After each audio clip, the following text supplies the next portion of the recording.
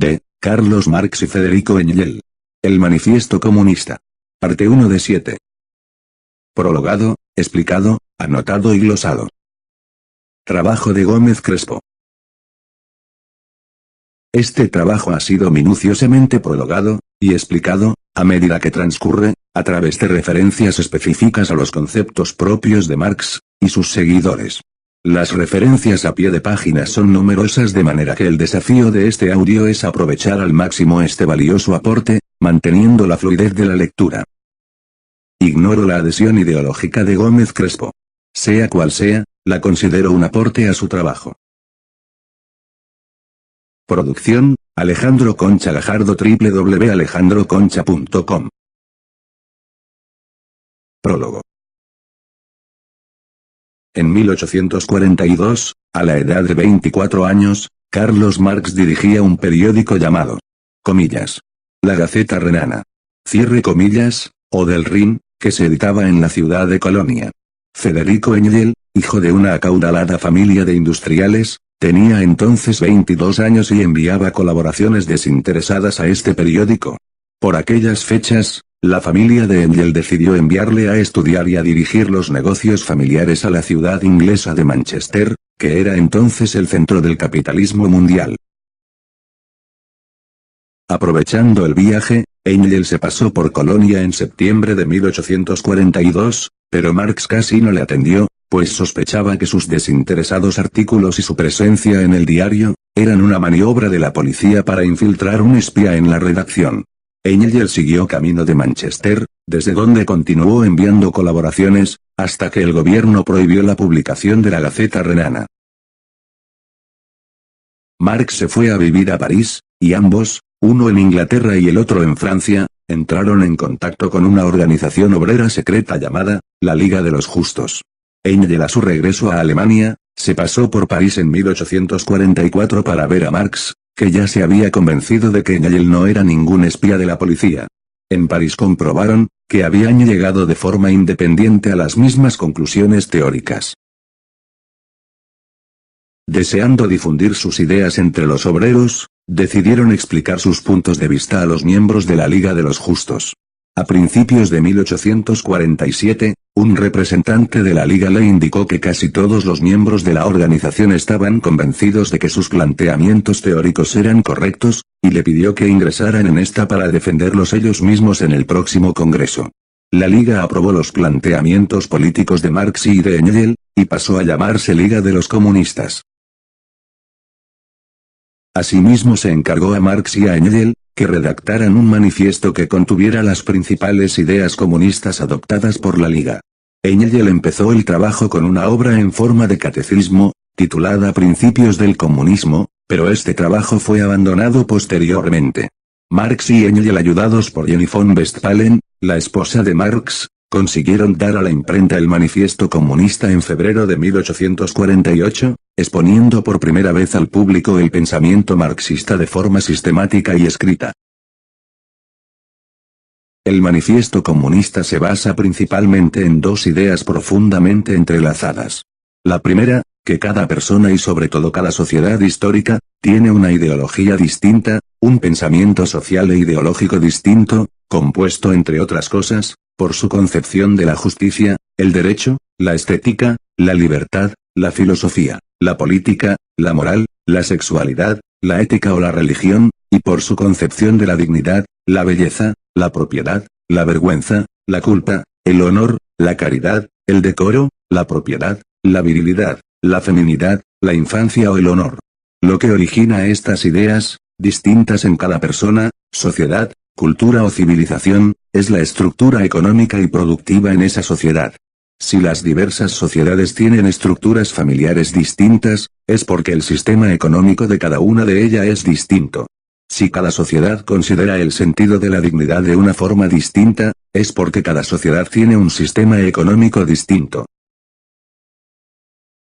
A esta concepción de la sociedad y de la historia, Marx y Engel le llamaron, comillas, materialismo histórico. Cierre comillas, aunque esta expresión no aparece en el Manifiesto Comunista. Al estudiar la historia de la humanidad, Marx y Engel se dieron cuenta de que cada vez que hay cambios en la estructura económica de una sociedad, inmediatamente se producen importantes cambios su ideología. Cada vez que en una sociedad se produce una transformación importante de su sistema económico, la primera generación que crece en la nueva estructura productiva, provoca una ruptura generacional. Los jóvenes tienen nuevas ideas estéticas, sexuales, políticas, religiosas, morales y de todo tipo. Pero si no se producen cambios económicos en esta, los hijos adoptan sin grandes problemas la estructura ideológica de sus padres. Lo que genera las ideas sociales de los hombres, es el ambiente económico y productivo en el que viven. La otra gran idea que conforma el manifiesto comunista, es la explotación del hombre por el hombre. Marx y Engels se dieron cuenta, de que al igual que los esclavos eran explotados en la antigüedad, los trabajadores son explotados hoy en día. Cuando un esclavista compra un esclavo, lo que está haciendo, es comprar su fuerza de trabajo con la intención de hacerle trabajar y sacar un beneficio. El coste del esclavo, más lo que le cueste su manutención hasta su muerte, deben ser inferiores, a lo que obtenga de vender lo producido por el esclavo. Cuando un capitalista contrata a un obrero, lo que verdaderamente está comprando, es su fuerza de trabajo, por la que le paga un salario. Pero al igual que en el caso del esclavista, solo querrá comprar esta fuerza de trabajo, si obtiene de ello un beneficio o plusvalía. Lo que obtenga de vender lo producido por el obrero, tiene que proporcionarle un beneficio, de lo contrario no le contratará, y éste se quedará en el paro. Marx y Engels nos exponen en el manifiesto comunista, cómo se producía esta explotación en el capitalismo de 1847. El nexo de unión, del materialismo histórico y de la explotación del hombre por el hombre en todas las sociedades hasta el momento, se encuentra en la ideología de clase. Por una parte, al analizar el curso de la historia, Marx y Engels se dieron cuenta de que la ideología oficial de todas las sociedades, estaba determinada por condicionamientos económicos. Por otra, se percataron de que aunque en tiempos prehistóricos no sucediese así, ya desde el principio de la historia, todas las sociedades habían sido sociedades explotadoras, en las que unos hombres se apoderan del trabajo de otros. Al analizar las ideas sociales, se dieron cuenta de que éstas estaban determinadas principalmente por los intereses económicos de las clases dominantes. Que en todas las sociedades históricas, la justicia, el derecho, la estética, la filosofía, la política, el Estado, la moral, la sexualidad, la ética o la religión, no son neutrales o imparciales, sino que son un complemento indispensable para apoyar y sustentar la explotación de la clase explotadora. Por ejemplo, al analizar las diversas civilizaciones esclavistas de la antigüedad, observamos que su derecho es esclavista, su religión es esclavista, su moral es esclavista, su ética es esclavista, y en general que la verdad oficial y el pensamiento único de todas ellas, considera que la esclavitud es justa y necesaria. Que es imprescindible, digna, moral, ética y querida por los dioses. Que es beneficiosa para dueños y esclavos. De la misma forma, actualmente la ideología oficial y el pensamiento único burgués, con todas sus constituciones burguesas, sus derechos humanos burgueses, su dignidad burguesa de la persona y todo el resto del entramado ideológico burgués, como el sistema familiar, el jurídico, el religioso, el sexual o el político, está destinado a facilitar la explotación capitalista de los obreros. Por ello, a los marxistas no se le puede dominar ni convencer con argumentos, éticos, morales, religiosos, jurídicos o políticos. Por eso, el marxismo es un sistema de pensamiento materialista, que no atiende a ningún razonamiento ideológico. El marxismo es una ideología antiideológica, que rechaza todo argumento ideológico o idealista, y que solo atiende a razones materiales y a razonamientos económicos y materialistas. Toda persona tiene una ideología y por ello cada marxista también tiene su pensamiento ideológico, con su concepción de la ética, la moral, etc., que será principalmente, fruto de sus circunstancias económicas y materiales. Pero el marxismo no las tiene. No tiene planteamientos legislativos, morales, sexuales, artísticos, religiosos, jurídicos o éticos, pues considera que estos son subjetivos y que se originan como consecuencia de la estructura material y económica de cada sociedad, por lo que en cada sociedad son distintos. Como Marx explicaba 3 años antes de escribir el manifiesto comunista, En un artículo en una publicación llamada Los Anales Franco-Alemanes, es imprescindible hacer una comillas crítica implacable de todo lo existente. Cierre comillas, y muy especialmente una comillas crítica de las armas. Cierre comillas de los explotadores, entendidas estas armas, como todo lo que constituye la ideología establecida, la verdad oficial y el pensamiento único. Hay que criticar aquellos planteamientos ideológicos tan claros y básicos, que todos los dan por ciertos y que nadie los pone en duda, pues estos son posiblemente, las armas de los explotadores. Engel explicó en el entierro de Marx, de forma muy simple y sencilla, para que pudieran entenderlo las pocas personas allí presentes, sus dos grandes descubrimientos. Comillas. Marx descubrió la ley del desarrollo de la historia humana. El hecho, tan sencillo, pero oculto bajo la maleza ideológica, de que el hombre necesita, en primer lugar, comer, beber, tener un techo y vestirse, antes de poder hacer política, ciencia, arte, religión, etc. Que por tanto, la producción de los medios de vida inmediatos y materiales, y por consiguiente, la correspondiente fase económica de desarrollo de un pueblo o una época, es la base a partir de la cual se han desarrollado las instituciones políticas, las concepciones jurídicas, las ideas artísticas e incluso las ideas religiosas de los hombres, y con arreglo a la cual deben por tanto explicarse, y no al revés, como hasta entonces se había venido haciendo. Pero no solo es eso. Marx también descubrió la ley específica que mueve el actual modo de producción capitalista, y la sociedad burguesa que éste origina.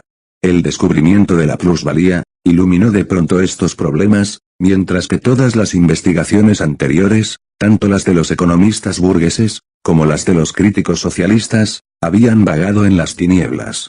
Cierre comillas. Producción, Alejandro Concha Gajardo www.alejandroconcha.com. Marx hace dos descubrimientos primordiales. Por una parte, que el capitalista siempre obtiene una plusvalía o beneficio, con el que explota al obrero. Por otro, que en todas las épocas históricas ha existido esa explotación, y que los sistemas económicos y productivos en que se han asentado las distintas formas de explotación a través de los tiempos, son los que han generado las ideologías de las distintas épocas históricas. Estas ideologías o estructuras de pensamiento social, como es lógico, defienden y sustentan el sistema de explotación existente en cada sociedad. Por todo lo expuesto, hay que abandonar todo razonamiento de tipo ideológico y razonar desde puntos de vista económicos y materialistas, para no caer en las trampas ideológicas de los explotadores. Hay que desmontar esas trampas ideológicas, que constituyen sus armas. Las ideas sociales son subjetivas y varían en cada lugar y en cada momento histórico, los razonamientos materialistas son objetivos e invariables, permaneciendo inmutables a lo largo de los tiempos. Marx y Engel no condenan la explotación del hombre porque la consideren injusta, moralmente mala, éticamente reprobable o por cualquier otra causa ideológica. Lo que le dicen a los trabajadores, es que deben oponerse a esta explotación, porque para ellos es material y económicamente lesiva. Por ello deben unirse, para defender con más fuerza sus intereses materiales. En su biografía de Marx, Engel nos vuelve a informar de los dos grandes descubrimientos de Marx. Comillas. El primero, es la revolución que ha llevado a cabo en toda la concepción de la historia universal. Hasta aquí, toda la concepción de la historia descansaba en el supuesto, de que las últimas causas de todas las transformaciones históricas, habían de buscarse en los cambios que se operan en las ideas de los hombres, y que de todos los cambios, los más importantes, los que regían toda la historia, eran los políticos. No se preguntaban, ¿de dónde le vienen a los hombres las ideas, ni cuáles son las causas motrices de los cambios políticos? Pues bien, Marx demostró, que toda la historia de la humanidad, hasta hoy, es una historia de luchas de clases, que todas las luchas políticas, tan variadas y complejas, solo giran en torno al poder social y político de unas u otras clases sociales, por parte de las clases viejas, para conservar el poder, y por parte de las clases nuevas ascendentes, para conquistarlo. Situándose en este punto de vista siempre y cuando que se conozca suficientemente la situación económica de la sociedad en cada época, conocimientos de los que ciertamente, carecen totalmente. Nuestros historiadores profesionales se explican del modo más sencillo todos los fenómenos históricos, y asimismo se explican con la mayor sencillez los conceptos y las ideas de cada periodo histórico, partiendo de las condiciones económicas de vida y de las relaciones sociales y políticas de ese periodo, condicionadas a su vez por aquellas. Por primera vez, se erigía la historia sobre su verdadera base. Cierre comillas. Los cambios políticos a lo largo de la historia, no se originan simplemente porque la gente cambie de ideas políticas, sino porque los cambios económicos originan nuevas clases sociales o modifican las ya existentes, y estas nuevas clases sociales, que han surgido gracias a nuevos sistemas productivos y económicos, lógicamente, tienen ideas distintas a las anteriores. Se origina entonces una pugna, entre las ideas de la clase social dominante, asentada en su sistema económico de explotación, y las de la clase ascendente, asentadas en los nuevos sistemas económicos y productivos que la han creado. Estos continuos enfrentamientos entre clases sociales, con sus ideas políticas asentadas inconscientemente en sus intereses económicos, son la verdadera base y el verdadero motor de la historia. Comillas. El segundo descubrimiento importante de Marx, consiste en haber puesto definitivamente en claro, la relación entre el capital y el trabajo. En otras palabras, en haber descubierto cómo se produce dentro de la sociedad actual, con el modo de producción capitalista, la explotación del obrero por el capitalista. El actual modo de producción capitalista, tiene como premisa la existencia de dos clases sociales. De una parte los capitalistas, que se hallan en posesión de los medios de producción y de sustento, y de otra parte, los proletarios, que excluidos de esta posesión, solo tienen una mercancía que vender, su fuerza de trabajo. Mercancía, que por tanto, no tienen más remedio que vender, para adquirir los medios de sustento más indispensables. Cierre comillas.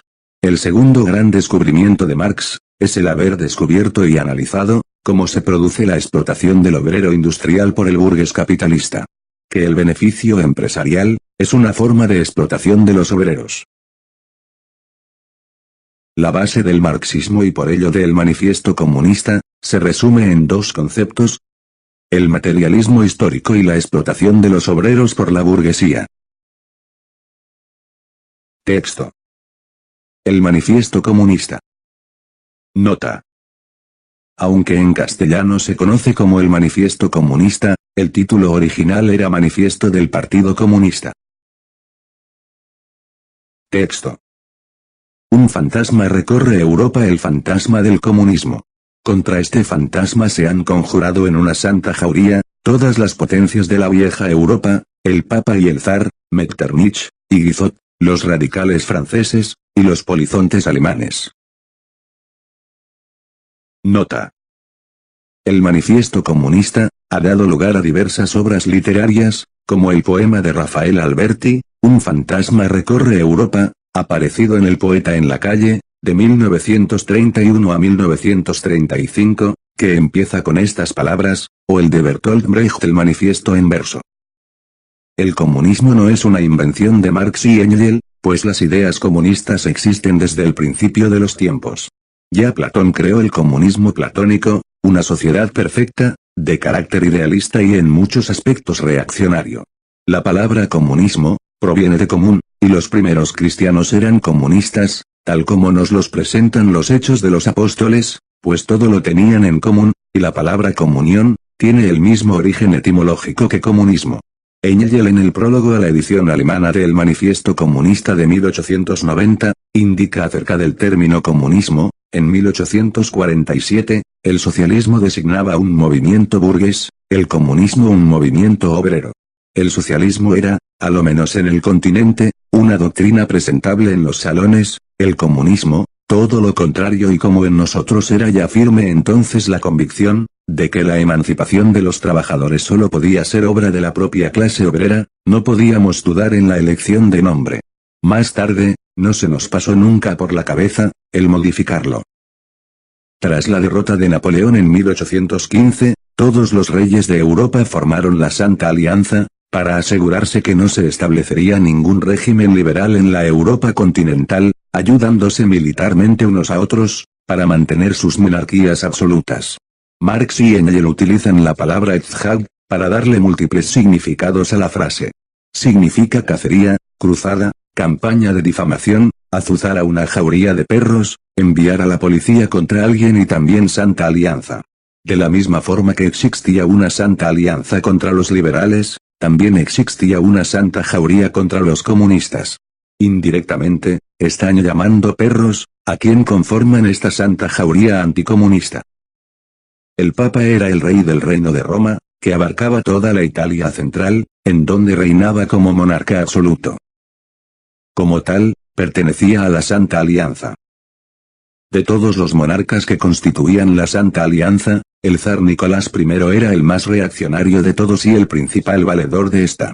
Su enorme ejército aplastó varias sublevaciones liberales fuera del territorio de Rusia.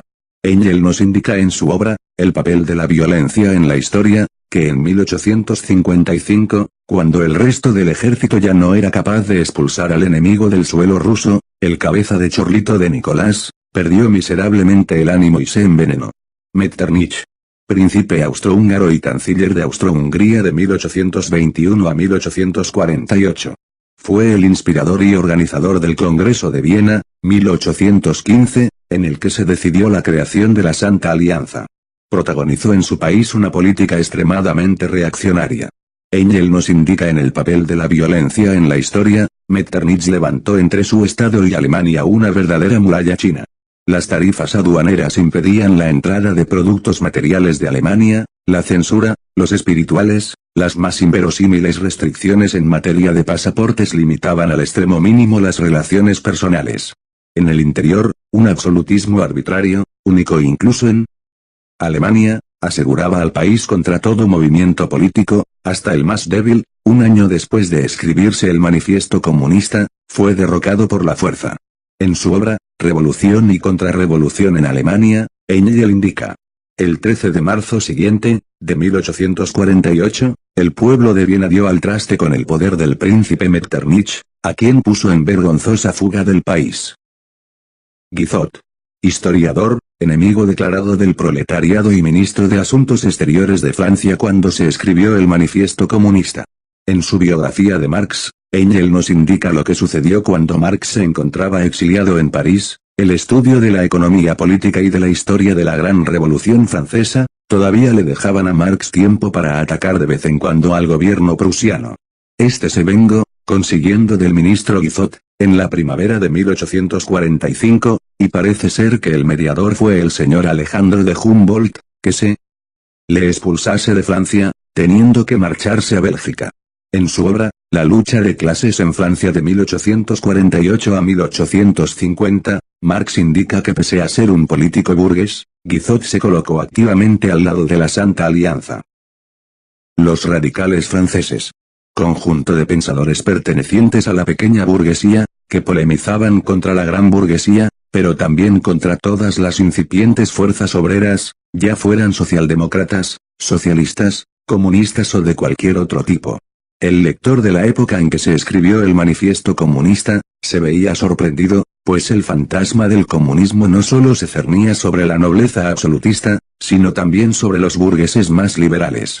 Posteriormente se explicará, que además de la nobleza y la burguesía, existe una nueva clase social, el proletariado. Los polizontes alemanes. La Liga de los Justos, había tenido diversos problemas con la policía alemana. En su obra, Contribución a la historia de la Liga de los Comunistas, Engel nos relata, a fines de 1846, la policía pudo descubrir rastros de la Liga en Berlín, Mentel, y en Magdeburgo, Beck, sin que le fuese posible seguirlos. Los espías que la policía intentaba infiltrar en la Liga para poder desarticularla, son estos polizontes alemanes. Marx y Engel juegan con la palabra Polizisten, que significa policías, y Polizisten, que es la que utilizan y que se ha traducido como polizontes. La intención de Marx y Engel, con este primer párrafo, era dejar sorprendido al lector o oyente de la época, pues el fantasma del comunismo, se cierne tanto sobre los burgueses liberales, como sobre los nobles absolutistas. Uno de los objetivos del Manifiesto Comunista, consiste en explicar, que del imparable ascenso de la burguesía, nace una nueva clase social, con intereses propios, la clase obrera. Esta nueva clase social, se opone tanto a la burguesía, como a la nobleza. Producción, Alejandro Concha Gajardo, www.alejandroconcha.com. Texto. ¿Hay un solo partido de la oposición, a quien el gobierno no califique de comunista? ¿Hay un solo partido de la lance al rostro de la oposición más progresista, lo mismo que a su oposición, que no enemigos reaccionarios, la acusación estigmatizante de comunista? Nota. La Gaceta Renana había sido acusada de comunismo. Texto. De este hecho se desprenden dos consecuencias. La primera, que el comunismo ya se haya reconocido como un poder por todas las potencias europeas. La segunda, que ya es hora de que los comunistas expresen a la luz del día y ante el mundo entero sus ideas, sus tendencias, sus aspiraciones, saliendo así al paso de esa leyenda del fantasma comunista, con un manifiesto de su partido. Nota. Debido al ascenso de la burguesía y a la mejora de los medios de producción, se ha creado una nueva clase social, la clase obrera. Implícitamente, todas las naciones europeas admiten la fuerza que va adquiriendo esta nueva clase social con intereses propios. El comunismo es un fantasma, entre otras causas, porque la Liga de los Justos es secreta, por lo que nadie sabe exactamente lo que quieren los comunistas. Son un espectro sin definición clara, pero gracias a este manifiesto, todos podrán saber de forma clara y precisa, qué es el comunismo, quitándose de encima ese aspecto espectral. La Liga de los Justos era una organización obrera secreta. Se intentaba que las autoridades no supieran ni siquiera de su existencia, aunque la policía de varios países ya la había detectado. Marx y Engels convencieron a los afiliados de la Liga de los Justos para que la transformaran en una asociación abierta de masas. Por eso ya no se ocultan, y editan este manifiesto, exponiendo sus ideas. Texto. Con este fin se han reunido en Londres los representantes comunistas de varios países, y han redactado el siguiente manifiesto, que aparecerá en lengua inglesa, francesa, alemana, italiana, flamenca y danesa. Nota. En el Congreso de la Liga de los Justos, en el que se decide el cambio de nombre. El manifiesto comunista se publicó en 1848, pero debido a la derrota de la revolución de ese mismo año, no fue posible su inmediata traducción a varios idiomas, tal como se pretendía. En los 20 años siguientes, se hicieron varias ediciones, aunque la mayoría fueron clandestinas o semiclandestinas. A partir de aquí, Marx y Engels intentan dejar al espectador con la intriga de cuál es ese fantasma comunista que se cierne sobre Europa, y se dedican a hacer un análisis histórico, que desembocará en la aparición primero de la burguesía, y después del proletariado, como fruto lógico de esta. Texto. Título. Burgueses y proletarios. Nota. En una nota a la edición inglesa de 1888, Engels indica, por burguesía se entiende, la clase de los capitalistas modernos que son los propietarios de los medios sociales de producción y que explotan el trabajo asalariado. Por proletariado se entiende, la clase de los trabajadores asalariados modernos, que ya que no poseen medios de producción propios, dependen de la venta de su fuerza de trabajo para poder vivir. La palabra proletario proletarier, quizás es una invención de Marx y Engels, que deriva de prole.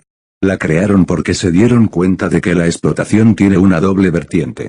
Por una parte, el explotador se apodera de parte del trabajo realizado por el explotado. Por otra, el explotado debe proveer al explotador de una nueva generación de explotados, gracias a su prole o descendencia. Los explotadores fomentan la natalidad entre los explotados, pues cuantos más sean estos, mayor será el fruto de su explotación.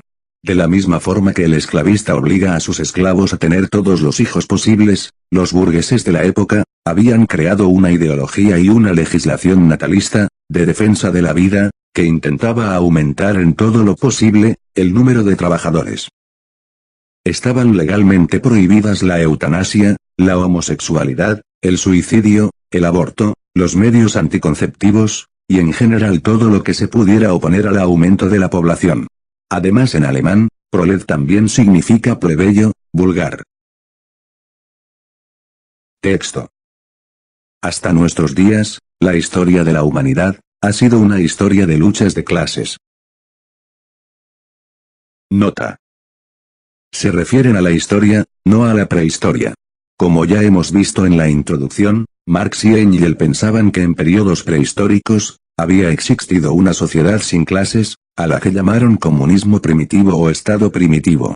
Engels nos lo expone en su obra, Del socialismo utópico al socialismo científico. Los nuevos hechos obligaron a someter toda la historia anterior a nuevas investigaciones. Entonces se vio, que con excepción del estado primitivo, toda la historia anterior había sido la historia de las luchas de clases, y que estas clases sociales, pugnantes entre sí, eran en todas las épocas, fruto de las relaciones de producción y de cambio, es decir, de las relaciones económicas de su época, que la estructura económica de la sociedad en cada época de la historia constituye, por tanto, la base real cuyas características explican en última instancia, toda la superestructura integrada por las instituciones jurídicas y políticas, así como por la ideología religiosa, filosófica, etc., de cada periodo histórico.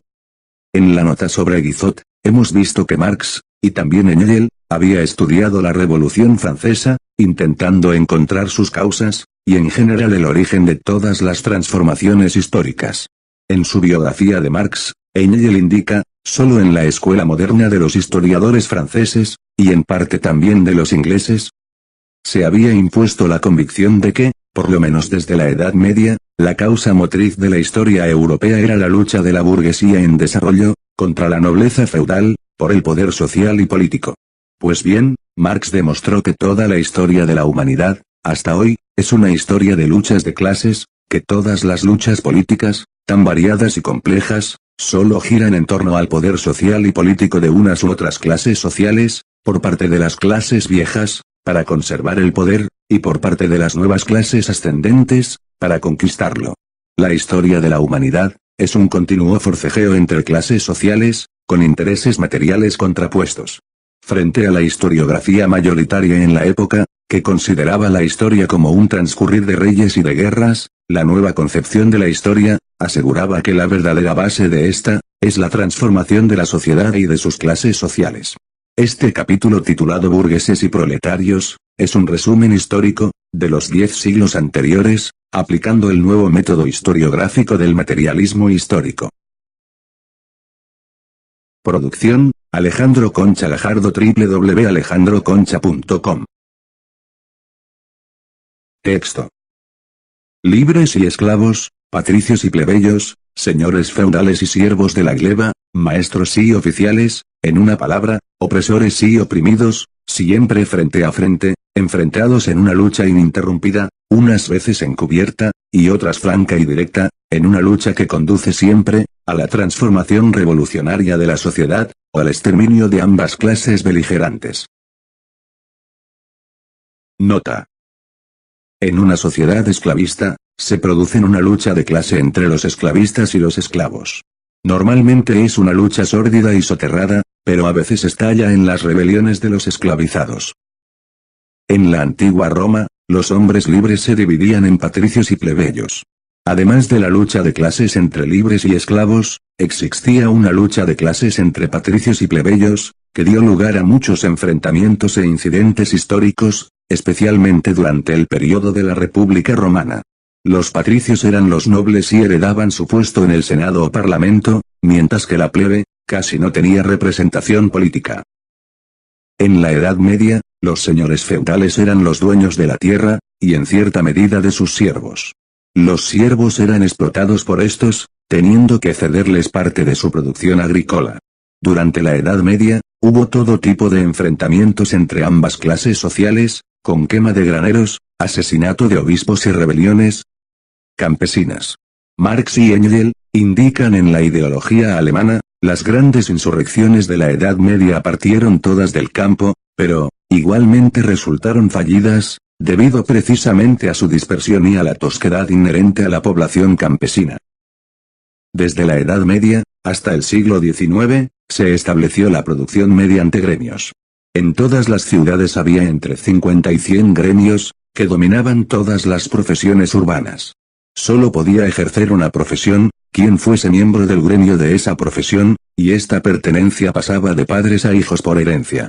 Los miembros del gremio eran los maestros, y sus ayudantes, que no podían ejercer el oficio de forma independiente y por cuenta propia, eran los oficiales. Cuando las fuerzas conservadoras y reaccionarias se imponen, impidiendo la transformación progresista de la sociedad, esta a largo plazo desaparece, destruyéndose todas sus clases sociales. Texto.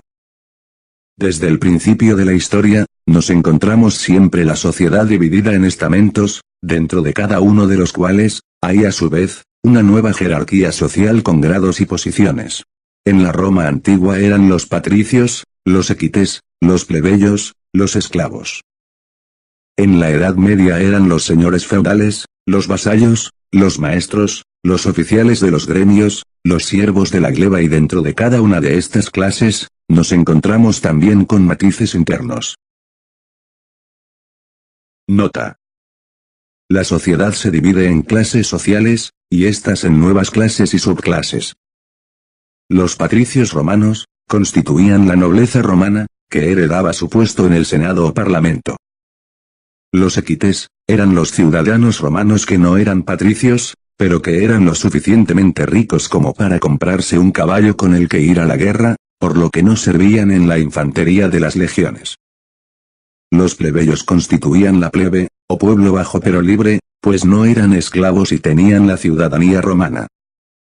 Los esclavos eran quienes realizaban todos los trabajos, especialmente durante el Imperio Romano. Los médicos, los funcionarios, los alfareros, los maestros, los panaderos, los bomberos, todas las profesiones en general, estaban cubiertas por esclavos. Los señores feudales, eran la nobleza de la Edad Media. Gracias a sus armaduras tenían la fuerza militar y eran los propietarios de las tierras. Los vasallos dependían de un señor feudal mediante el vasallaje, por lo que no eran siervos de la gleba. Solían ser los siervos no agrícolas, o los caballeros feudales de menor rango, que estaban adscritos a un noble de título superior. Teóricamente, todos los nobles de un reino, eran vasallos de su rey. Los maestros eran los que podían ejercer una profesión en un burgo, pues pertenecían al gremio de esa profesión, en ese burgo. Este derecho se transmitía de forma hereditaria. Los oficiales de los gremios, eran quienes tenían que trabajar para un maestro artesano, pues no podían trabajar de forma independiente, por no ser miembros del gremio. Marx indica en El Capital, esta tendencia a convertir el trabajo parcial en profesión vitalicia de un hombre, responde a la tendencia de las sociedades antiguas a declarar hereditarias las profesiones, a petrificarlas en forma de castas o de gremios. Los siervos de la gleba, eran los trabajadores agrícolas medievales, que no podían abandonar la tierra que trabajaban.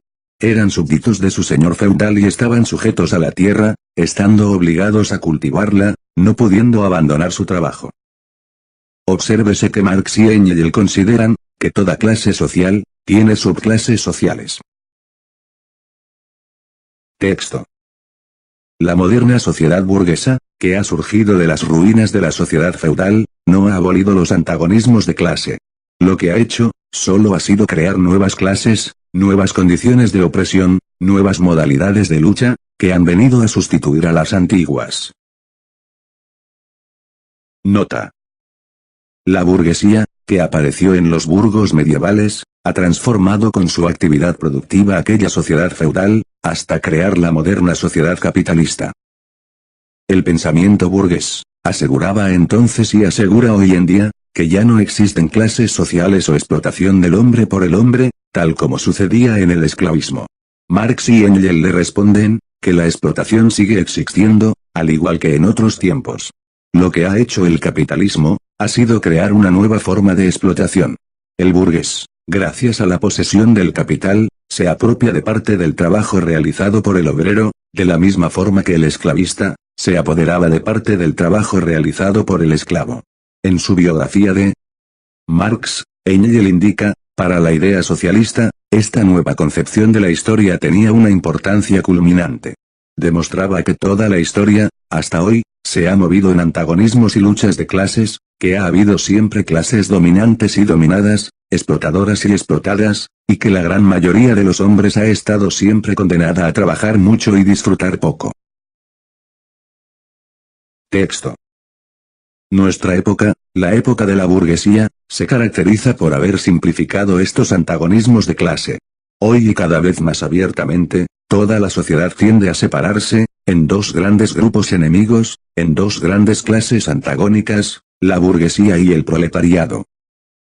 De los siervos de la gleba de la Edad Media, surgieron los villanos de las primeras ciudades, y estos villanos fueron el germen, de donde brotaron los primeros elementos de la burguesía.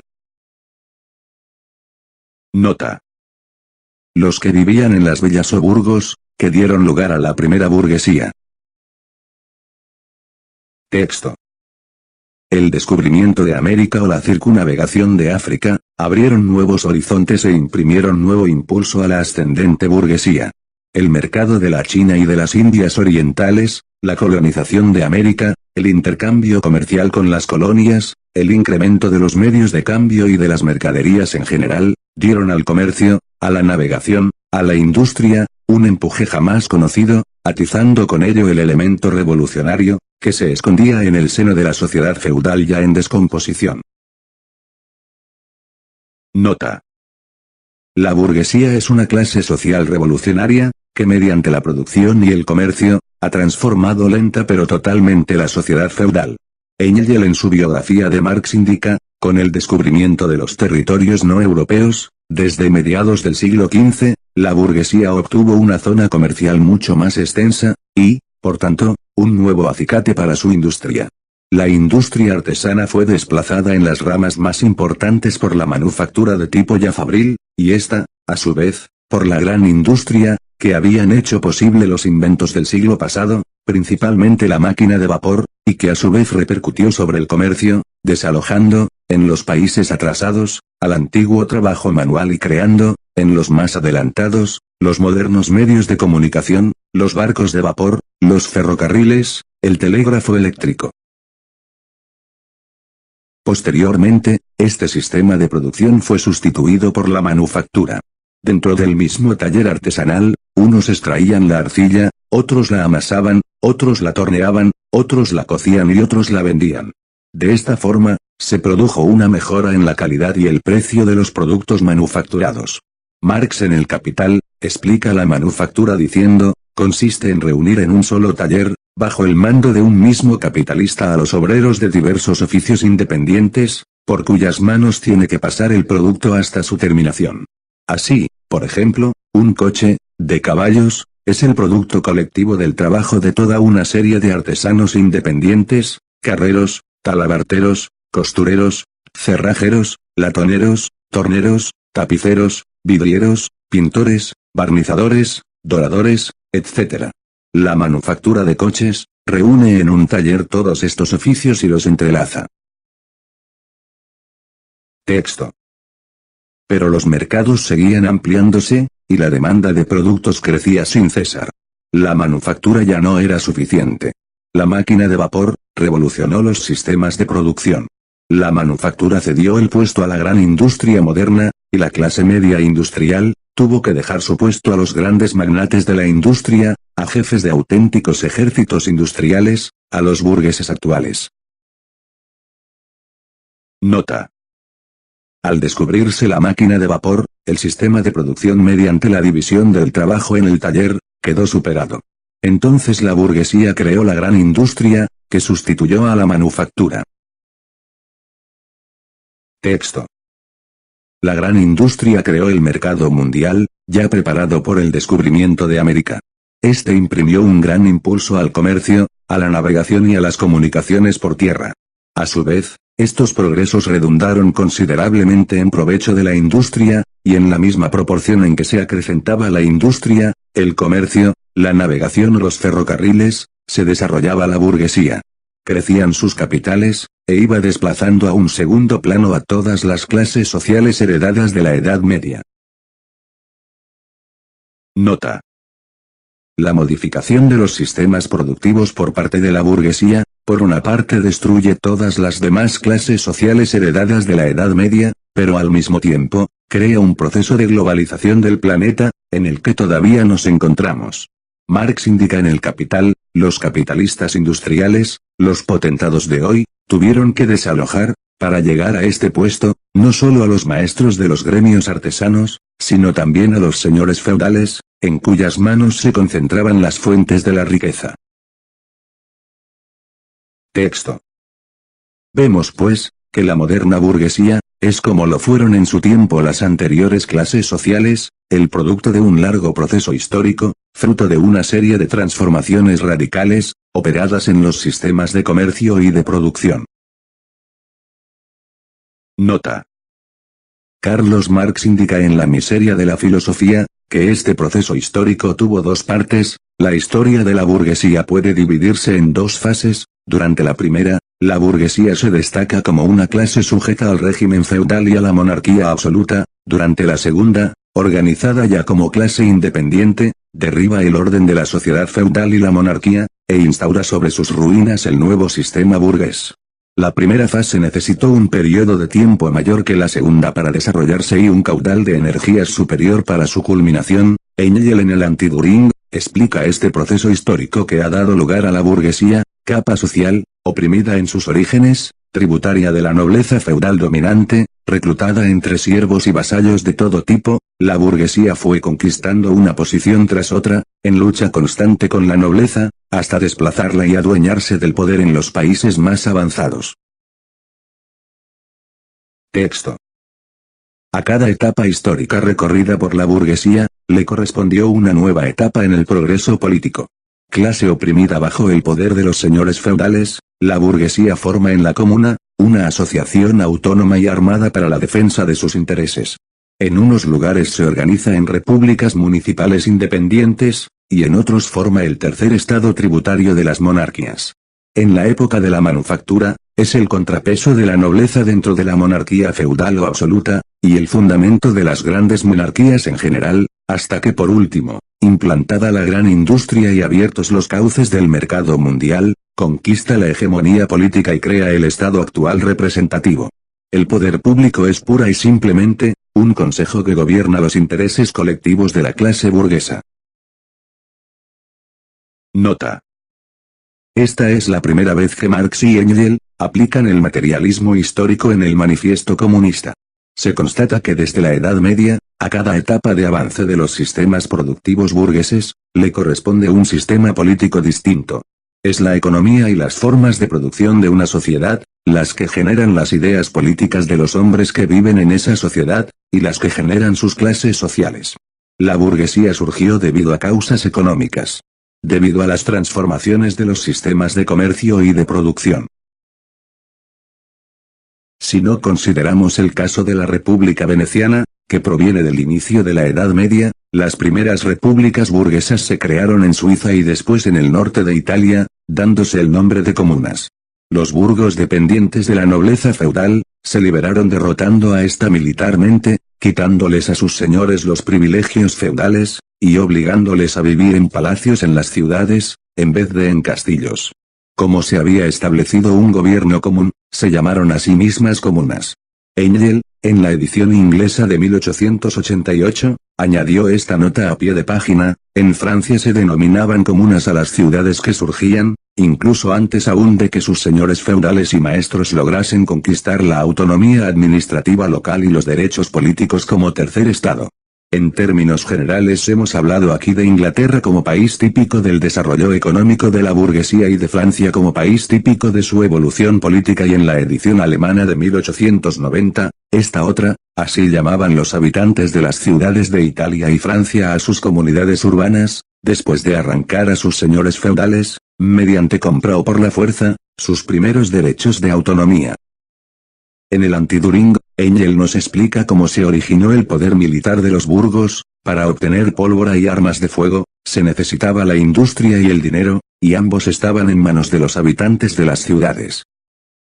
Por eso, las armas de fuego fueron desde el primer momento armas de las ciudades y de la monarquía en ascenso, que en su lucha contra la nobleza feudal se apoyaba en las ciudades. Las murallas de piedra de las fortalezas de los nobles, hasta entonces inexpugnables, cayeron ante los cañones de los burgueses y las balas de los mosquetes de estos, traspasaron las armaduras de los caballeros. Las primeras fueron propias de Suiza y del norte de Italia, como las de Berna, Zúrich, Florencia y Pisa. como sucedió en Francia, Inglaterra o en la península ibérica.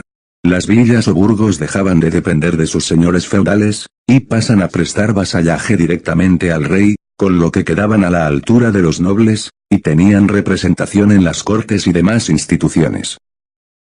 Ya desde la Alta Edad Media, hubo reyes que se apoyaron en las ciudades, dándoles títulos y privilegios, para de esta forma, someter a la arisca y belicosa nobleza.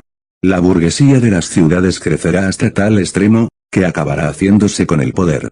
En su biografía de Marx, Engels indica, la burguesía iba concentrando en sus manos, cada vez más, la riqueza social y el poder social, aunque tardó bastante en conquistar el poder político, que estaba en manos de la nobleza y de la monarquía, apoyada en aquella.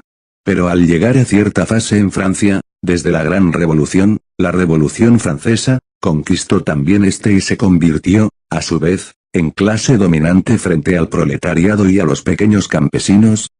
Los escasos regímenes burgueses de la época, se basaban en un pequeño grupo de burgueses con derecho al voto, sin que hubiera nada parecido al sufragio universal. Los gobiernos respaldados por estos parlamentos, simplemente se dedicaban a gobernar en beneficio de la minoría burguesa que los sustentaba. 25 años después de escribirse el Manifiesto Comunista, en Inglaterra, el país más democrático de Europa en aquellos momentos, Engels en su obra, Contribución al problema de la vivienda, nos relata el siguiente caso. El lunes, 14 de octubre de 1872, en Morpeth, el tribunal que había de pronunciarse sobre el establecimiento de las listas de electores del Parlamento, hubo de resolver sobre la demanda de 2000 mineros que pedían su inscripción en el censo electoral. Resultó que la mayor parte de ellos, según el reglamento de la mina en que trabajaban, debían ser considerados no como arrendatarios de las casitas en que habitaban, sino únicamente como habitantes tolerados, que podían ser expulsados en cualquier momento sin previo aviso. El propietario de las minas y el de las casas, era, naturalmente, la misma persona. El juez decidió que no eran arrendatarios, sino domésticos, y que dada esta condición, no tenían ningún derecho a ser incluidos en las listas electorales. Por su parte, Marx en su obra La lucha de clases en Francia de 1848 a 1850, nos informa de la situación política de Francia. Cuando se escribió el Manifiesto Comunista, la monarquía de Julio no era más que una sociedad por acciones para la explotación de la riqueza nacional de Francia, cuyos dividendos se repartían entre los ministros, las cámaras, 240.000 electores y su séquito. Texto. La burguesía ha desempeñado, en el transcurso de la historia, un papel verdaderamente revolucionario. De Carlos Marx y Federico Engels. El Manifiesto Comunista. Prologado, explicado, anotado y glosado. Trabajo de Gómez Crespo. Fin de la parte 1 de 7. Producción, Alejandro Concha Gajardo www.alejandroconcha.com